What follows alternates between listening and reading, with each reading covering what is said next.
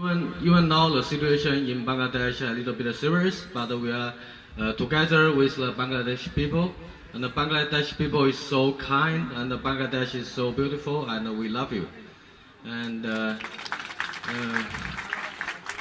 I hope today, with the lead by the Honorable Minister, our support could have the help to the people who suffered from the flood.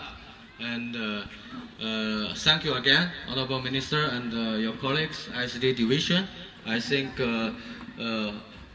Almighty will help us. And thank you very much. Thank you very much. Thank you.